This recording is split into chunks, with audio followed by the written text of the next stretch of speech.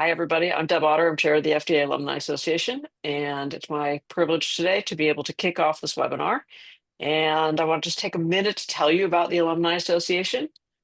Many of you may know some of this already, but just to give you the background, we were founded in 2001, and we are the official global network of current and former FDAers. Our motto is once an FDAer, always an FDAer, and our mission is serving those who've served. It's always important for me to highlight that in spite of our name, membership in the FDA Alumni Association is not limited to alumni. Current FDA employees are also welcome and encouraged to join. Now more than ever, we at the FDAAA feel that our organization plays a crucial role in connecting current and former FDAers. The FDA Alumni Association is a community with common interests in perpetuity. We're a dynamic and supportive organization that spans the entirety of the FDA's current and former workforce. For current employees, being part of the association offers a unique chance to connect with predecessors, gain insights from their experiences, and learn about how they shape their careers at the agency and beyond. We, of course, are keenly aware that this has been a very difficult time for many who work at or are connected to FDA, including many of us and many who are no longer at the agency. And our hearts certainly go out to those impacted by the recent personnel changes. We have been working hard to do what we can to help, and this has included hosting mixers to provide moral and networking support, hosting links to resources for FDA staff and former FDA staff, waiving dues for those in need, launching a mentoring program, hosting a speed mentoring event that we posted today that's happening on July 15th at the offices of the United States Pharmacopoeia, and placing signs outside FDA buildings with words of support. And of course, this is all beyond our usual activities, our Temple University Benson Regulatory Scholarship Fund, our global engagement and outreach efforts, our awards program for FDA employees, alumni, and prominent figures, and of course, importantly, the webinars we hold with fantastic panels of experts on post-FDA career paths, which I know is why you are all here. So I just want to say a heartfelt thank you to our distinguished panelists and to all the Alumni Association volunteers, which there are many who are making this event possible. And with that, I want to introduce Mary Beth Clarke, who is our moderator today.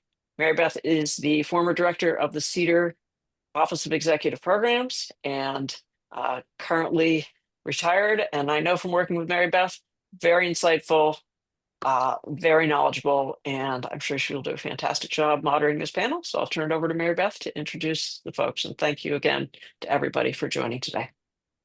I'll add my thanks, Deb. Thank you for hosting all of this, and my thanks to the panelists who have all agreed to give of their time with us. And I also want to thank all of you all who are attending today, and thank you for the questions that you sent in ahead of time. We did review them. I do not know if we'll be able to get to all of them in a 1 hour time, but I'll just note Deb's statement of commitment on the part of the association in terms of helping to identify additional resources and continuing to be available even beyond today's webinar.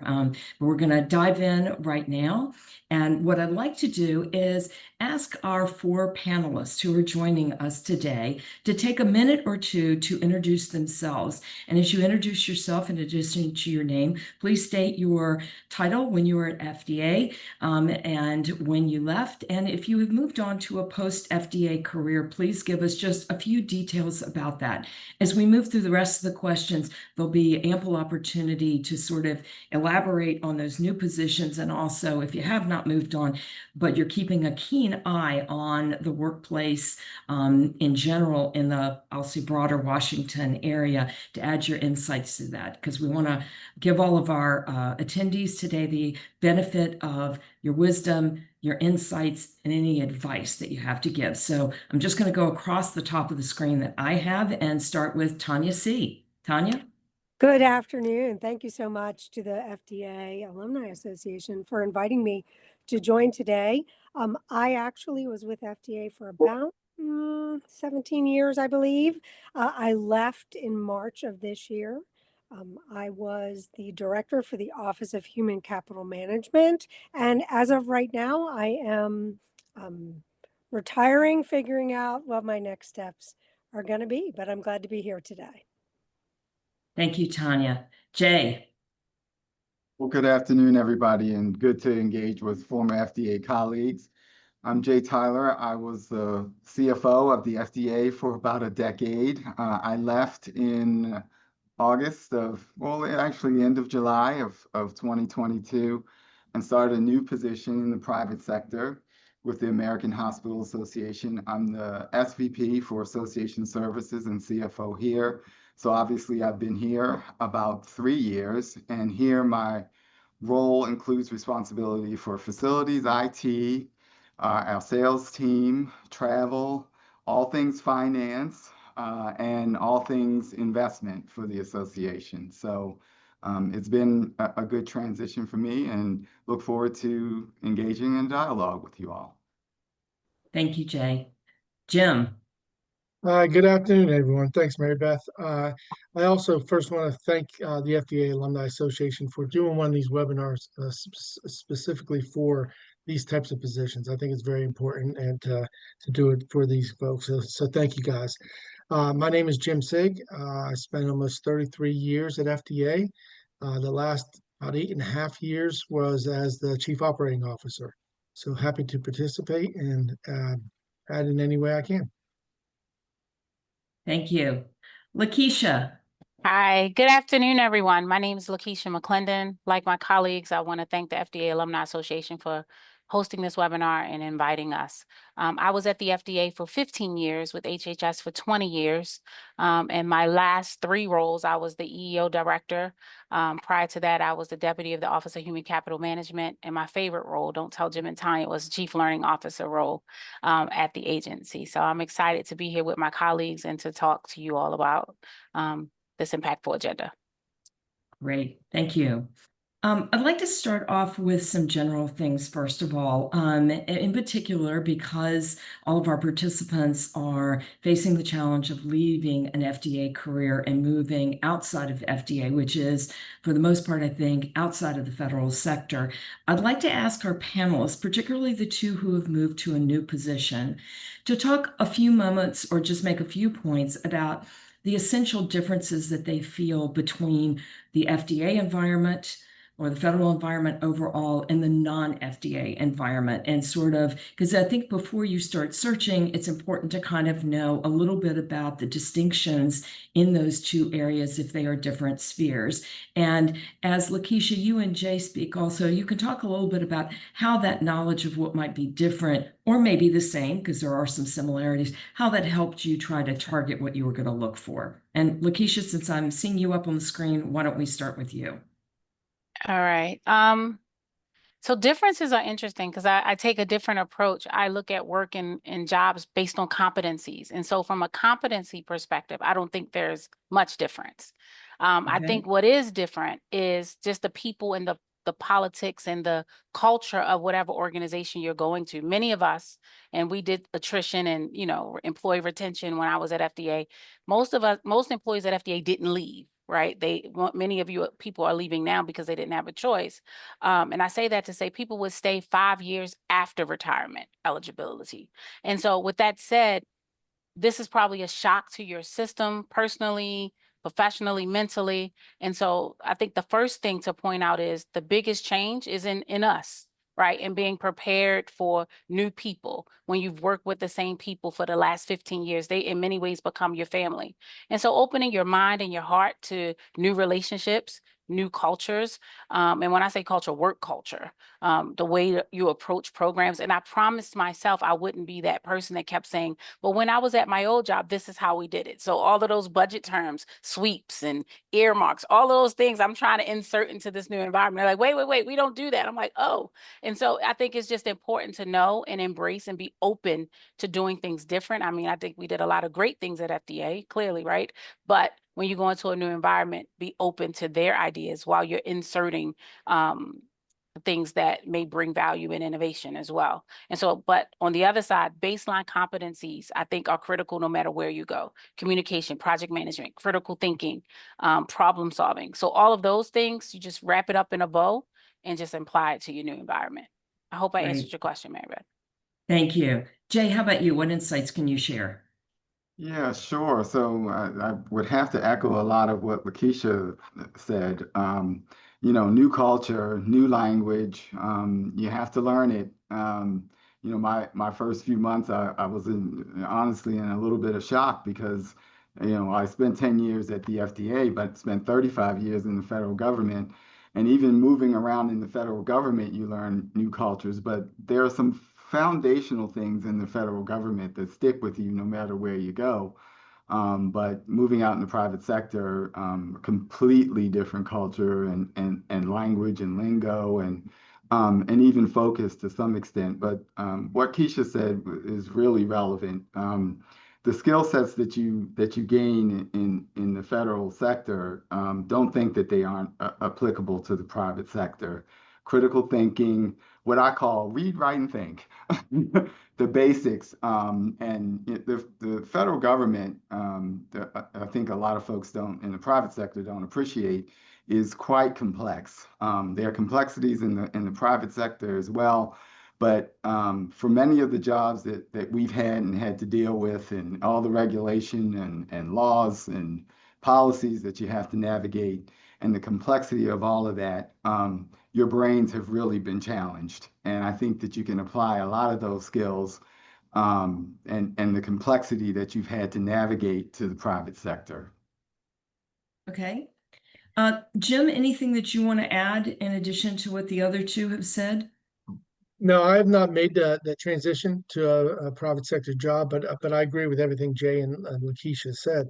Much of what we've done at FDA, the critical thinking, the problem solving, uh, just was so evident in being able to overcome those hurdles or obstacles or policies, uh, additional red tape, so to speak, that Jay pointed out, the how difficult or complex it is at FDA and throughout federal government.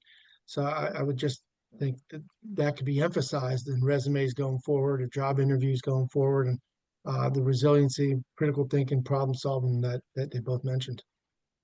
Okay, I'm going to give a little bit of a challenge. So what I hear you all saying is language is very different and the complexity is much greater on the federal side. And Jim, you just highlighted something I think that folks can highlight, which is an advantage. If you know how to work in that complex environment, then you should be able to transition to other complex environments.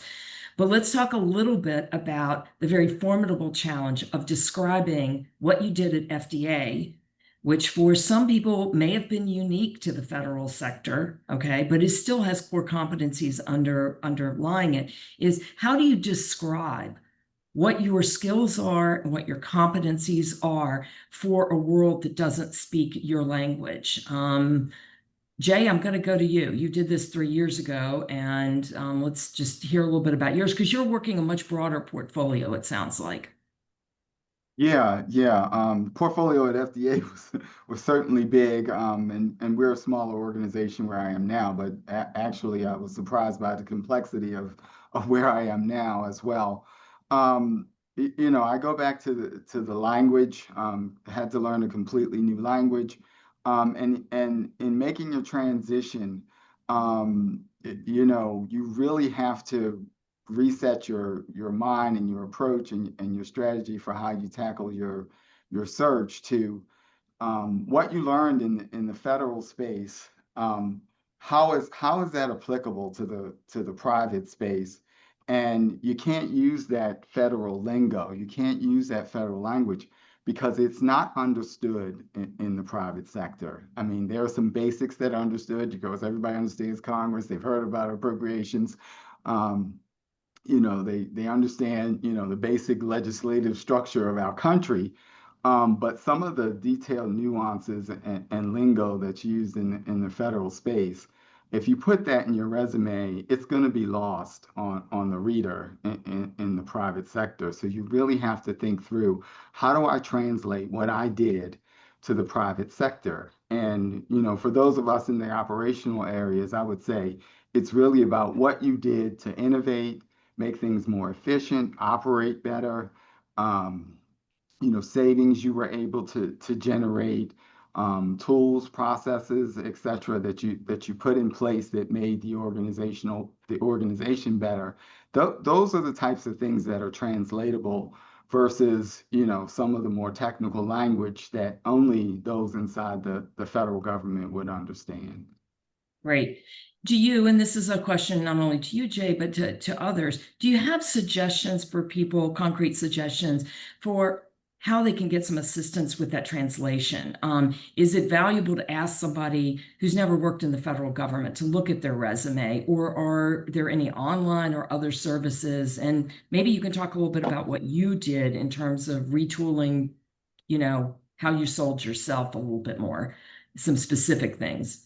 Yeah, I'll share. I was actually kind of embarrassed. You know, during my time at FDA, I followed, you know, sort of the unwritten advice from our cybersecurity folks that, oh, you should not have a LinkedIn presence because you'll be a target. So I didn't even have a LinkedIn presence when I began my search. So you know, I had to build a LinkedIn profile and everything, which was, you know, new to me. And I actually used a transition coach, if you will, which, you know, honestly wasn't that expensive for the return that I got. And that person gave me a lot of good advice about, you know, how to translate, because I had, of course, had my federal resume, and that person looked at my federal resume, and we revamped it. It revamped my resume and also, you know, built my LinkedIn presence. And that person was, because he had worked with folks in the federal government and also had worked with folks in the private sector. He actually assisted me in making the translation work into, you know, skills, competencies, etc., that would be applicable in the private sector versus that sort of standard federal structure of a resume that, you know, actually doesn't resonate well outside the federal government. Great. LaKeisha, how about you? How much retooling did you have to do? And how'd you go about that if you did? Sure. So I think it's multifaceted, right, in your question. And I don't know what level or where the individuals on this call are on in their career journey, but I think that's also important. Jay was an executive CFO with a huge portfolio, right? And so how he quantified his accomplishments may be very much different than how a staff level person. And so what I was trying to write notes, because my old brain, I forget now, but I was like, you got to qualify and then quantify. So qualify, most of these interviews now are situational, right? Giving examples and telling stories. So people need to be able to really think about that STAR format to tell the story of what they did: situation, task, action, and results. That'll help them kind of narrow their focus. But to your point, how did I prepare? I improved my LinkedIn profile, which is a world within its own. It's not regular social media. Engagement is different. Is your professional profile. I never had, I needed to get new headshots. So all of that stuff is aligned with your personal brand. And then be very intentional about and open about the types of jobs that you apply for. You may have multiple versions of your resume. For example, I am in heart a human capital professional. However, thanks to Mr. Sigg, for the last 5 years, I became an EEO, DEIA, employee engagement professional. Right. And so because of that experience, but at the end of the day, I could lead mice out of a paper bag. And so how do I tell that story of my leadership journey? A paper bag full of cheese. Let me not put the cheese, has to be, that makes me a good leader, right? But at the end of the day, being able to tell that story. So I hired someone to help streamline my resume. The other part is private sector resumes aren't as long. We can get away with a 6, 7, 8-page resume and people will really read at least the last 2 jobs. They don't care about all of that. So you got to really get to the bottom line up front. To Jay's point, what did you accomplish? What revenue did you grow at the executive level? At the staff level, it's still quantifiable, but you also need to look at those competencies and align it to results, specific results for where you are. And pay attention to the announcement and what they're looking for in that announcement to make sure you can tell that story. I will tell you though, almost every job I've ever got, it was because of a relationship and impression that I made. That doesn't mean I didn't compete, because I did compete, but I'd already made an impression. So also go back through your network. Being a part of this association is also important, but look at your other colleagues when you're on LinkedIn, engage and go to events and support. Go to conferences if you can afford to do that, because you got to build your network, because people would rather go with somebody that they know, that they can speak to their performance, than somebody that they really don't know. Even if you have 2 people, same resume, same education, they're going to go with a person that is validated by their network of colleagues. Great. Thanks so much. Jim, I see you and Tania both have your hands up. I'll start with you, Jim. Thanks. I just wanted to add, I think you pointed out earlier an association, Mary Beth, the National, what is it, National Active and Retired Federal Employees Association. I quickly looked that up. I didn't dive into too much, but they offer webinars as well and other resources for employees who find themselves in this situation or ex-employees. Yeah, I think that can be a helpful resource as well as the professional ones in areas of content and expertise. Tanya, how about you? So I was going to add, it is very relevant, everything that LaKeisha has shared, especially the part about your resume. Private sector resumes are generally 1 to 2 pages, which really, really differs from what we've lived in the federal space, and sort of describing all of that and being able to focus on those competencies and describe the results you were able to reach, but be able to do that very, very succinctly. There are lots of different resources available online that will help you with modern resume formats and the like for those who may not be interested in looking to hire someone to help with that. I do think if you are looking for a higher level position, whether it's a higher level management position or an executive position, leveraging headhunters and recruiting firms are probably something that you may want to consider. But there are also free resources available to folks that don't want to go in that direction. LinkedIn Premium, I understand, I think gives you a free month right now with signing up. Obviously, you have to remember to cancel it. And there are different groups, federal career transition groups in LinkedIn that have other people and have created communities of people going through similar circumstances. So that will could really be another resource in building your network. Professional associations and all of those things, foundations that you might have been a part of, those are all really critical as well. Because what we do know, while many, many jobs are posted, to LaKeisha's point, the bulk of them are filled in some way by networking, whether it's someone's trying to check your references with someone, someone you may know jointly, or, someone has referred you and said, hey, I have a prior colleague looking for a job. Those kinds of things are really, really important, and continuing to engage in those conferences, foundations, groups associated with your individual profession that may really pay off in the end as well. Right. I think one of the themes I'm hearing you all say is you've got to be very active and engaged in it. To just sit back, or not just sit back, but just to apply to positions with a standard resume or what you believe is a standard resume, especially I think with the tools that employers are now using to screen if they're getting lots of them, is probably not going to be your most successful route. So it's about getting and embedding yourself into a professional community, both electronically and to the extent you can, I think personally or in the in-person type, because there's still great value. I think to that is actually being more of a live presence. And then knowing their language, trying to know what they're doing and being able to succinctly describe what your skills are and what value you can bring. I'll just tell you something that when I started my federal career, which was in another part of HHS, I had a boss who used to tell us, and this was when we were GS-12s, he said, if you can't describe to your aunt in the Midwest who doesn't know anything about the federal government what you do and how you brought value, then you don't understand your job. So I would encourage you, and people, simple and straightforward really wins the day. And be as concrete as you can, but don't dress it up and make it overly complicated, because then people just think you're trying to,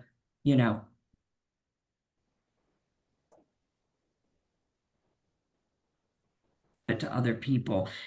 Takes a little bit of work, but it's worthwhile. Okay, let me go to a few other questions, including one that came in that I think could be on people's minds, which is in the current environment, which some not very positive complimentary things have been said about federal employees and about their effectiveness and efficiency. Talk a little bit about how pervasive you think that attitude might be in hiring managers, if at all, because I don't want to assume it actually is, and maybe how people who are looking for a job can break through that. And I'll go to JU, although I know you made your transition 3 years ago.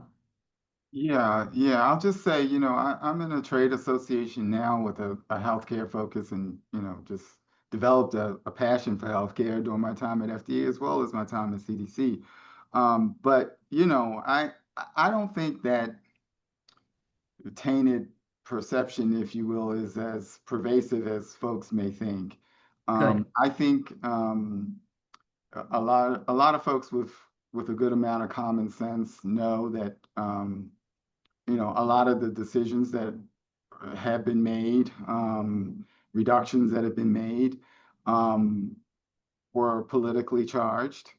And I think if for anyone, whether you're entry level or at an executive level, it's going to be all about how you are able to sell yourself. And I think that folks will have an open mind if you can make the translation, talk about what your accomplishments have been, what you're going to be able to bring to the table. It's a competitive world out there, but I think that folks will still have an opportunity to be strongly competitive, to demonstrate their value. And I think that for the most part, organizations are going to take individuals at their face value versus, some tainted perceptions that have been portrayed by the politics of our country, if you will. Yes, and questionable whether some people might want to work in those places. Jim, what are your thoughts? Just definitely want to echo everything Jay said. And that tainted perception of federal employees is not everywhere. I don't know how pervasive it is either, but I think it's regional to a degree. And I think in the DMV area, it's not as pervasive, maybe in somewhere in the middle of the country. But I agree with Jay. We got to be able to sell ourselves and explain the value that we brought. We're mission driven. We believed in the mission. We were mission driven when we enabled that mission as operations, regardless of their perception of what we did and the efficiencies or lack thereof. I think we should be able to explain the value that we brought in any type of operational position. Great. Thank you. Any comments from the other panelists on this topic? Mary Beth, I'll just add, I agree with Jim and Jay. And I think it will be really important if you do, I'll call it homework, if you will, and figure out how to translate the work that you did, the impact that you made in ways that resonate, and you show up that way. I do think you will be evaluated on your own merit in some respects. I think, the types of places where people will likely be interviewing, states around the country are focused on creating resources for displaced federal employees.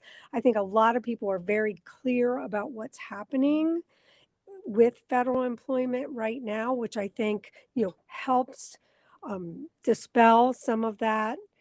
But there is that stigma that does exist. We get a free ride, we get better benefits than other people, no one can ever fire us, those types of things.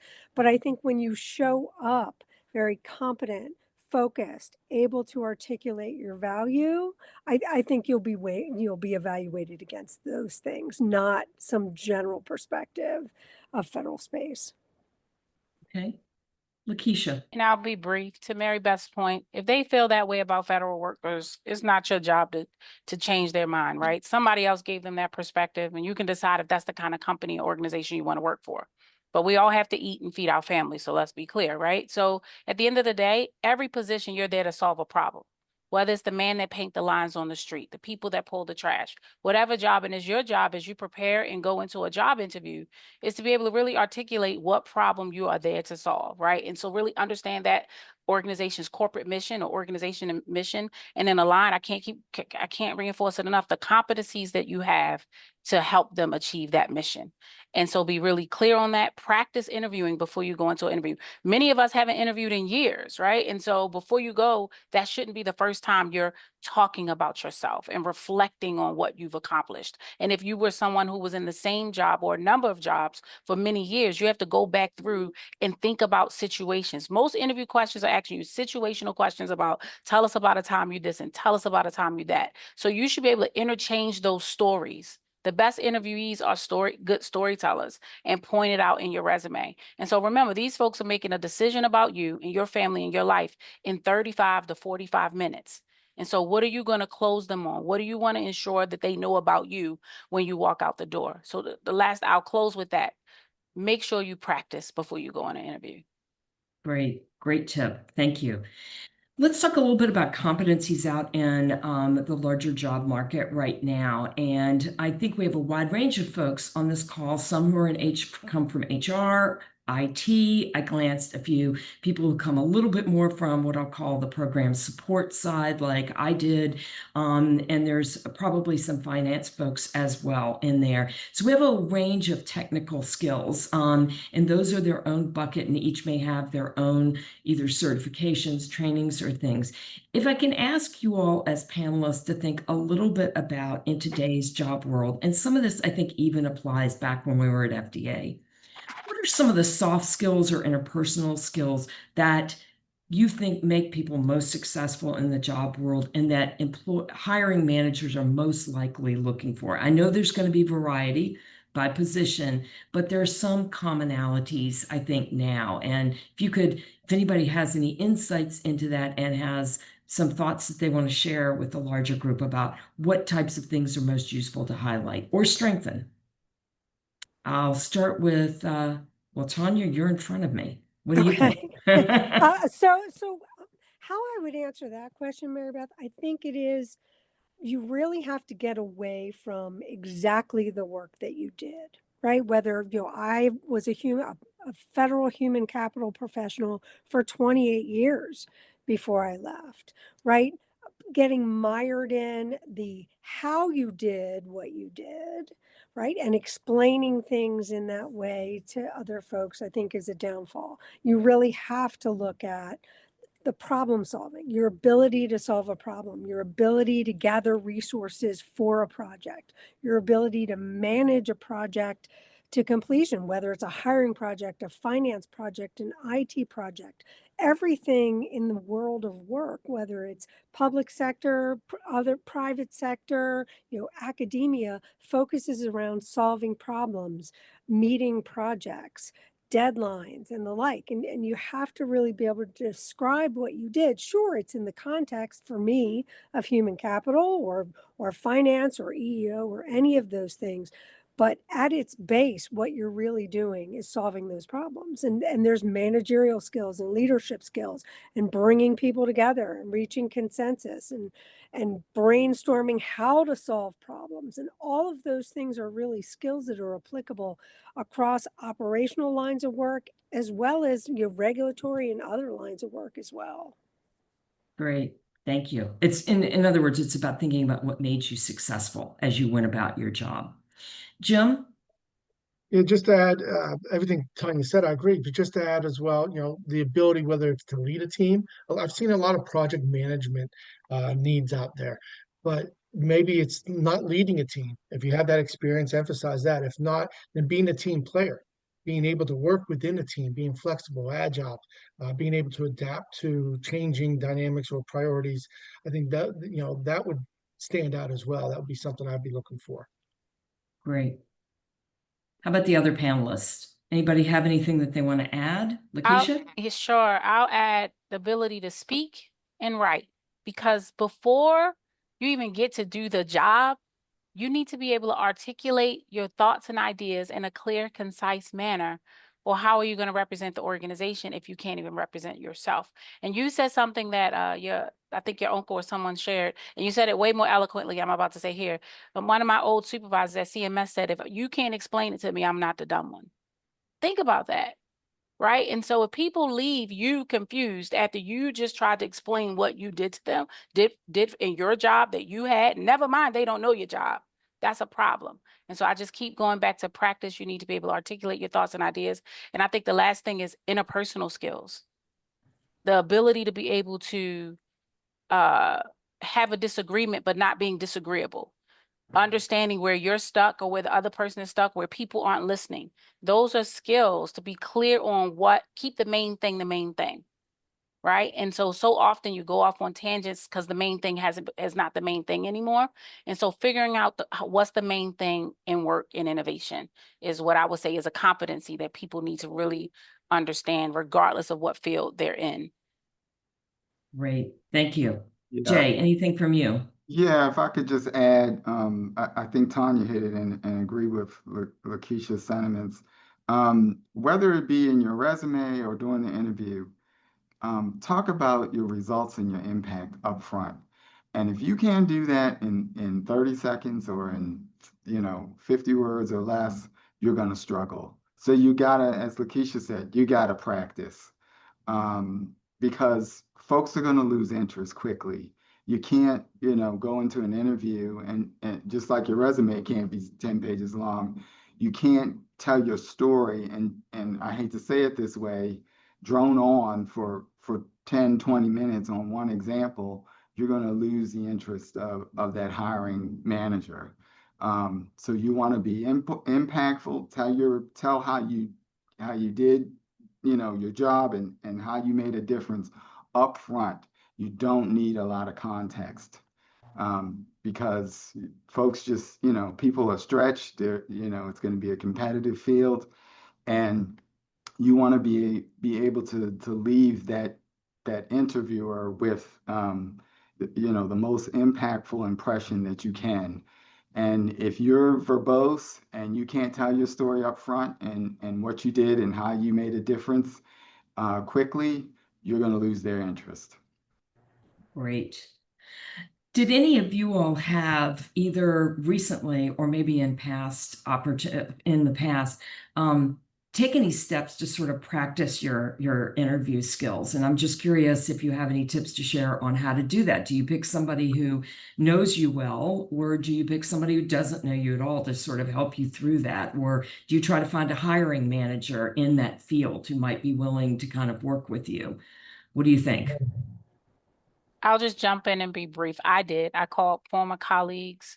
And I also asked people for feedback. One of the things, and Jim and Tanya can tell you, what can I start, stop, and keep doing in my work so that I could own those experiences that I created for people in the workspace? Do you have any feedback for me? Not what feedback, or not do, what feedback do you have for me? Because if you ask former colleagues what feedback, the expectation is that they have something to share. If you say do, they're going to probably say no. So yes, I did practice. You find interview questions online. You can Google them and just practice your answers and write them out. Some people write them out. And if you know, and I'm an extrovert, right? So I kind of show up, but that doesn't mean everybody values an extrovert, right? And so balance that out on who's on the other side of the table from you.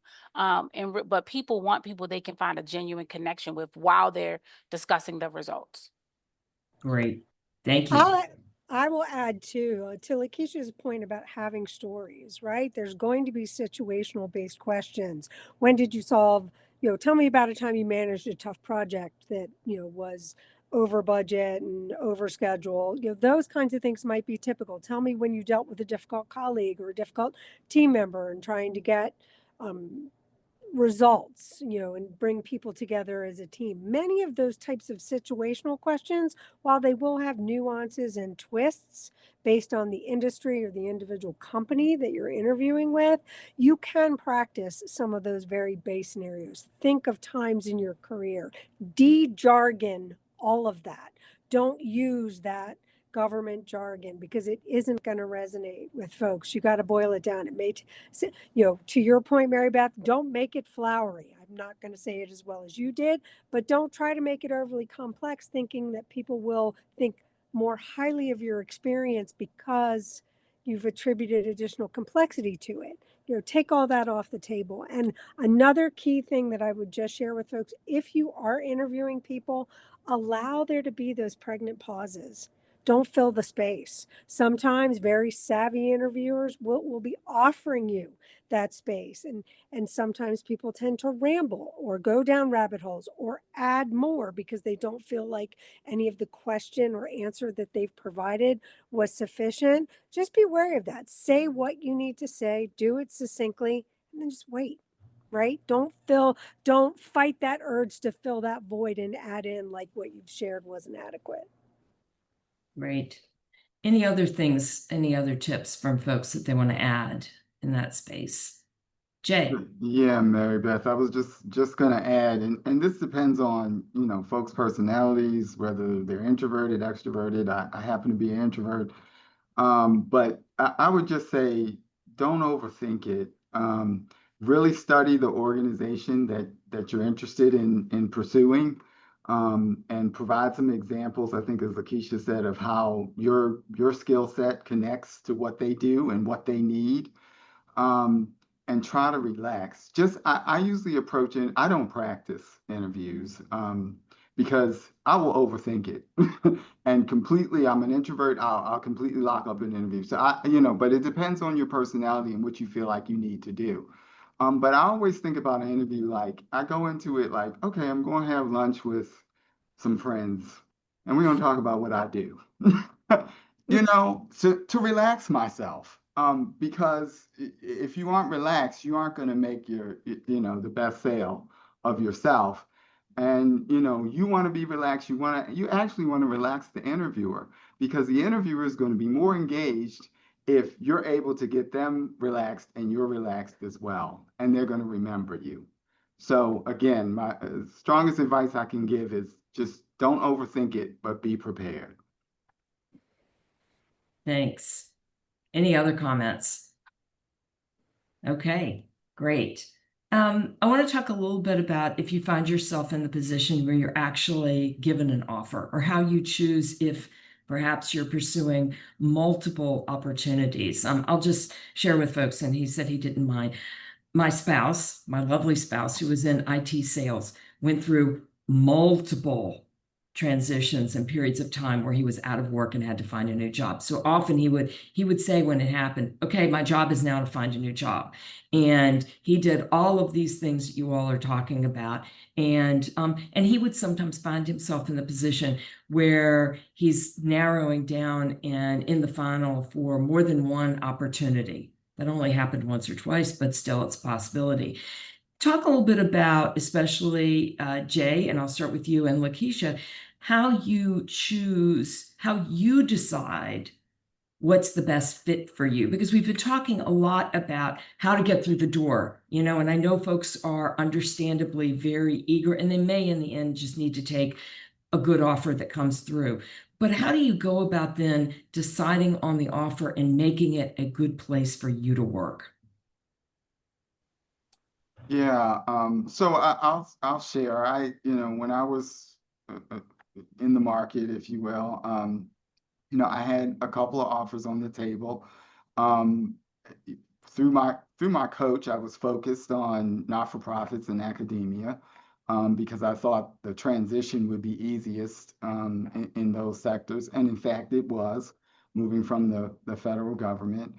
And for me, it was about sort of a continuation of being able to support, public health/healthcare, and is the cultural fit. You know, it, think about it this way. It, you're you're an interviewer as well, or interviewer as well. You're interviewing the company and they're interviewing you. And you have to decide whether this is going to be a good fit for me, as well as they have to decide whether it's a good fit for them. And depending on your situation, I would say you don't have to take the first offer that comes through the door. You have to think through what's going to be best for you, so that if you actually get an offer and you were uncomfortable with that offer, but you just jumped at it, 2 months later you're miserable and you're back out in the market. That's not a good situation. So think through really where you want to be, whether it's a good cultural fit, and ask other sources about the culture of the organization for which you've applied and their reputation, because it's not just about your reputation, it's about theirs as well. Okay, great. We have a couple of questions that have come into the chat, and I want to just highlight a few of those. I think one is particularly pressing right now on the minds of folks looking for a job. You know, we talked a little bit about sort of, and I was glad to hear that you all shared the thought that there's not an overwhelmingly negative sense about hiring feds. What about the fact that we have employees who are officially on administrative leave? Their separation has been paused. Yeah. Do you think that that presents a conundrum for a hiring manager? And I guess maybe even for the person who's looking for a job, maybe things they should be thinking through themselves about that, because in some ways, I don't know if I'm just putting myself in the shoes of an outside hiring manager, I'd be thinking, well, there's how I feel and how do you feel, you know? But I'd like to hear folks talk a little bit about that. I know that was not the circumstance, Jay, for you and LaKeisha, but what do you have to say about that situation? Only thing I'll be brief, is that that's a personal decision, quite frankly, right? Yes. You need to talk to your spouse or your partner to see what risk you're willing to take, how you feel about the agency and where they're putting you back. I mean, we all love FDA. And so I think that you really just have to really just seek your own personal value and what's important to you and then what's out there. I think sometimes we get really comfortable. It wasn't an easy decision for me to move because I moved before anything really happened, but I had to bet on me, right? I had to bet that the last 20 years that I was competent. I had to look at financially, I had the support of my husband and my family, and I just leaped, right? And so sometimes nothing happens by mistake. None of us wanted to be here, but I think it's important for you to know the what you bring and then bet on yourself. The reality is, and we don't know what the future holds legally and all of that kind of stuff, nor are we going to try to touch it. But if you're able to go back, you're able to go back. And so if you have a new opportunity and a fresh start, sometimes you just got to jump. Okay, Tania. So I will add, I think it really is up to you whether you share with any new employer, whether you're on administrative leave or not. I don't know, to LaKeisha's point, none of us have a crystal ball. We don't know how the lawsuits related to RIFs, et cetera, are going to play out. I encourage anybody who's received a RIF notice to pursue any appeal rights that they have outlined, whether you're moving on to another career. I put that line in the sand so you preserve your right to be heard on that issue whenever those lawsuits come to pass. But in terms of administrative leave, you don't have to tell people you're on administrative leave. You don't have to tell people that you've been riffed. That's a personal decision and may be relevant why you're looking for another opportunity. You can think through how you'd answer that question. It's very typical for people to ask that. Be very cautious about being down on any prior or current employer. I'm searching for other opportunities, other career paths or what have you. You're not obligated to share with people what your current status is if it's not comfortable to do that, or if you think that impacts any decision that they might make about you. I would not. LaKeisha mentioned sort of if people are brought back. We know that there are some people being brought back who've received notices, through our networks at FDA.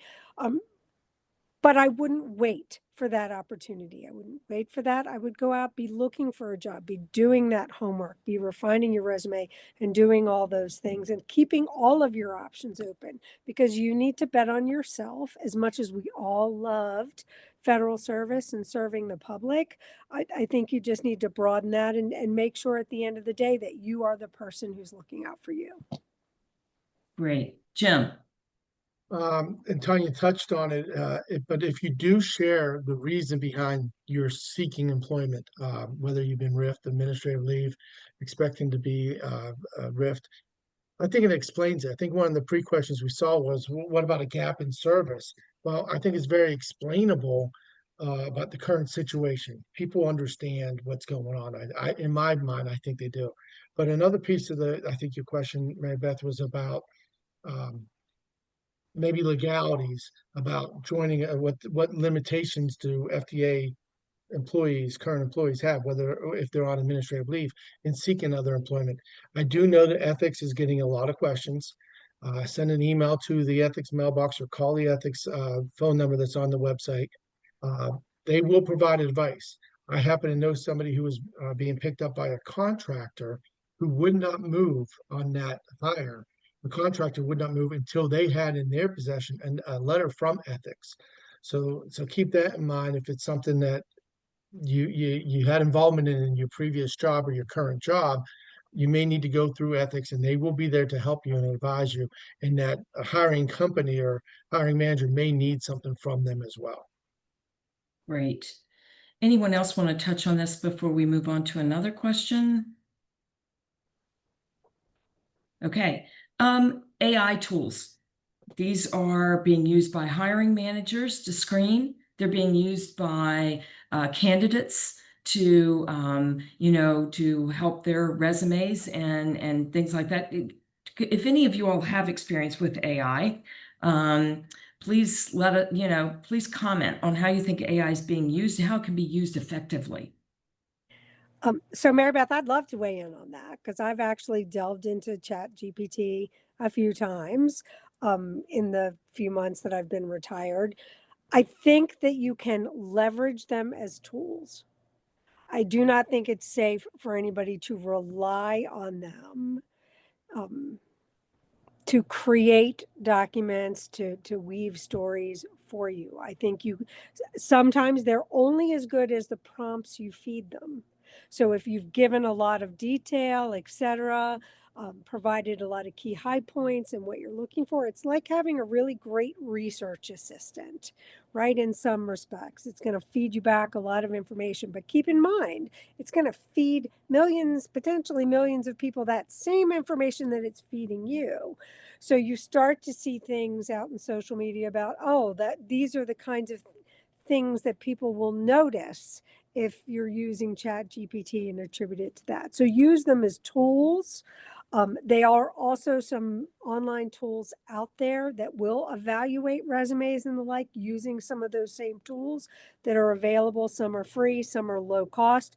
Leverage some of those things on your own.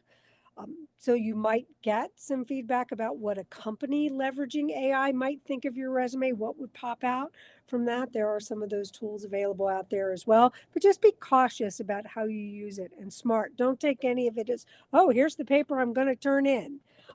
Because I don't think that's smart for anybody. And I do think there will be savvy people out there that understand that's what you've done instead of doing some of the harder work. Great. Any other comments specific to AI before we have a few wrap-up comments? Okay. I want to thank all of the panelists. I think the themes that I heard today are know your competencies, be confident in those, know why you want to move, where you want to move, do your research, and engage actively with your professional community, mentors or others who can help you, and practice. You need to be able to tell your own story. And part of that is knowing yourself or getting some help from others and knowing what your strengths are and to be ready to engage in that in order to be successful at navigating the search. I'm going to stop now and just open it up to my panelists for any final comments. If you had one thing to just tell this group of folks, a piece of advice, something maybe for those of you all who transition, you think was absolutely key to your success. Jay, I'll start with you. I think a lot's been said. Only other thing I would offer is, as part of your search, be flexible.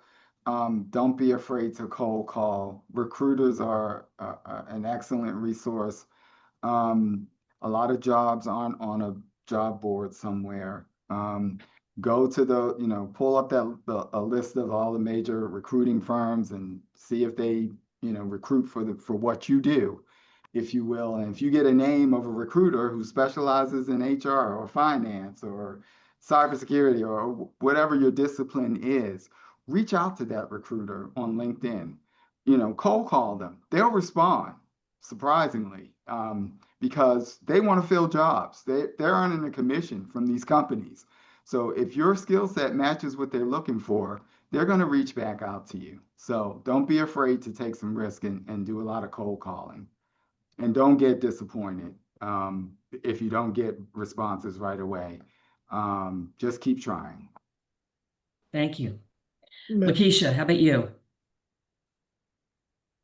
So I would say, Jay said, don't get disappointed. You might be disappointed by some of the salaries, but you know, it is what it is. Sometimes you don't, it's not a problem until it's a problem. Some of us probably didn't realize how blessed we were with the federal GS pay schedule. And some of us who weren't managing people making six figures, that may not transcend to the private sector, but that's okay. That doesn't mean you don't get in, you learn and work your way back up. And so I just want to, that's an elephant in the room as I'm here recruiting and trying to potentially give opportunities to feds. I'm like, oh, that's a pay cut. That's the equivalent of a GS-9 or, a GS-11 or 12. Well, it's an opportunity in an amazing environment where you can thrive. So just try to look at it for what it is. That doesn't mean your family doesn't need to eat and that they may not hurt your income. So I'm not trying to say money isn't important, but just be open to kind of having to work a little hard and work your way up so you can get where you want to be. And then you are enough. This can be very intimidating after being in the same environment for 20 years where you knew all the people, you knew everything that wasn't written down. Most companies are very similar and you just got to find the right people who've been there for years and figure it out. But you are enough and you guys can do this. Great. Thank you, LaKeisha. Jim. Absolutely. Well, first of all, again, thank you for moderating this, Mary Beth. Thank you for everyone for joining. I'm happy to be a part of this.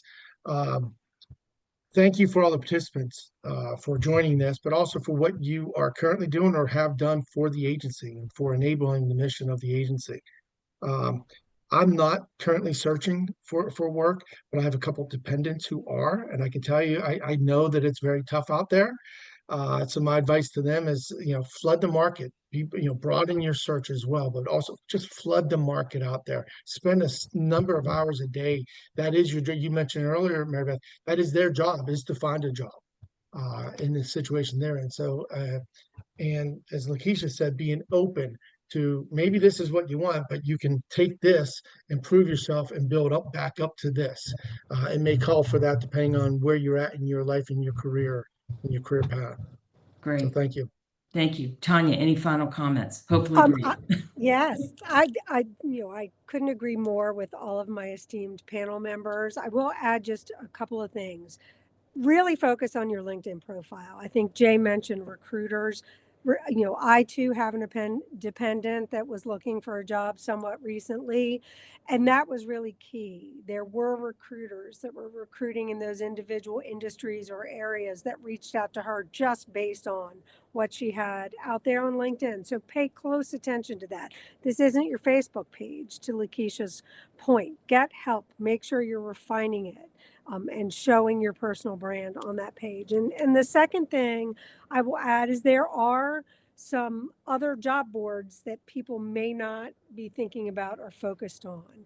Jay mentioned academia and the non-public sector. There are a couple that I found sort of thinking about our conversation today. I'm sure everyone's heard of governmentjobs.com. That's state, local, everything is out there. There are lots of things out there. There are high-level things, a very wide range of things. So don't put that off the table. Look, it might be a salary issue for you, but to LaKeisha's point, you're getting into a new place. Often people who join the federal space take a step back and then work their way back up. So keep that in mind and be open to that.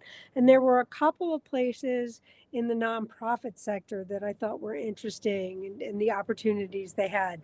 Idealist.org as well as foundationslist.org also have a lot of nonprofit job listings there for people who want to serve. We joined the federal government to serve. We didn't, for many, it isn't, I retired before I expected to. I still had some good years left of service, but those might be some job opportunities where you get that same sense of serving communities that, take a look at those. Salaries, again, might not be what you're used to coming from where you are in the federal space, but those may be additional resources to consider. Great. Thank you, Tania. Thank you to the entire panel. Thank you to everyone who was on and listening in the webinar and the additional questions that came in. I have one last ask. Following what LaKeisha said, please, you have feedback for us. both about this webinar and about what else you need and what the Alumni Association might be able to do for you. Please feed that back to them. They can only plan out activities if they have a good sense of what will be of greatest use and help build out the resources for you all.